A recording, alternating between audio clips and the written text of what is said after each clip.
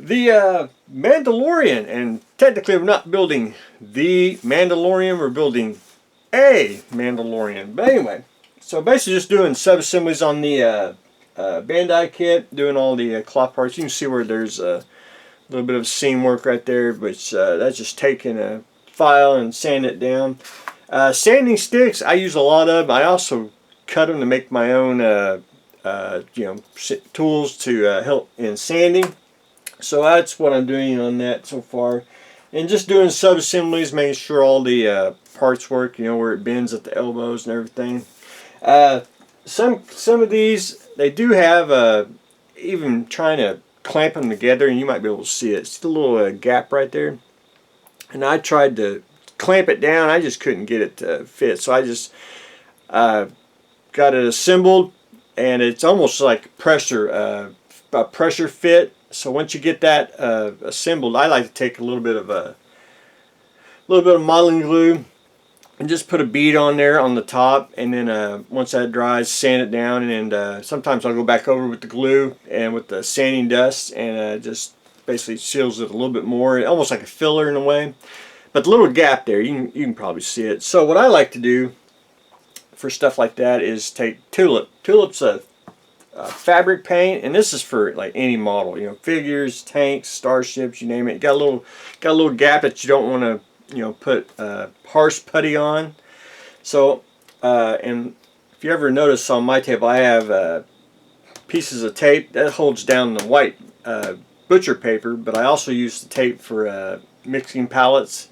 That way you don't have to, well, let's show my mixing palette. And I had to pitch one of them because it was real bad. I still got one. That's my mixing palette. I never clean them. I always keep, I even use the back, But anyway, the piece of tape works out wonderful. But anyway, you got a little gap here. So you take tulip, just put you a little bit down. I like to take, just a little bit here. And all you do is want to apply it in the hole. You can take your finger and wipe it off, and it will fill that gap. And you don't really have to sand. I know everyone thinks putty you need to, once you apply it, you need to sand it. Tulip you don't. Pretty much you're filling up the space, and you can keep wiping it and filling it up. And again, if you still see the indentation, you can go back in and apply a little bit more and get it smoothed out. This is just the easiest way to fill a tiny little gap that you don't have to, dig out the, god-awful red putty and try to get it, it's just a mess. But anyway, that's a quick little, thing I like to do on model kits. But anyway, I'm just sub-assembling, getting all the soft parts basically assembled and cleaned up. So I'm going to do that this week. I haven't put. You're supposed to put the armor on too while you're building it, and I've been leaving that off because I'm going to paint it a different color. It needs to be. It's going to be my Mandalorian, so I got to figure out what kind of colors we want to go into. But anyway, that's where I am on the Mandalorian.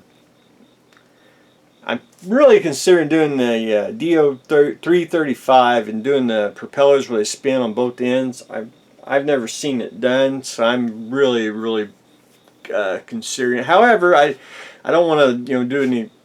I just did a German plane basically. Don't want to do another one. Try to like recapture the moment. I like to do something a little bit different. I was even thinking put a motor in like a space station, old space station kit. Where it spins or something like that. And so this week probably be a little light. I've just kind of been scouring the internets, trying to figure out what something we can spin. Something just something simple. It doesn't have to be totally elaborate. It's more of a modeling gimmick. Just to make it look even more interesting and cooler. Putting a motor in it. But anyway, that's what I've got going on today. It's going to be a light week because I want something simple and small, so the figure will accommodate that. Plus I got a few things around the house I got to take care of this week, so it's just been a busy week, and hopefully I have some shed updates. I got one I want to do, and then I got the normal shed update to do as well. But anyway, that's what I got going on today, so stay tuned for the next exciting episode.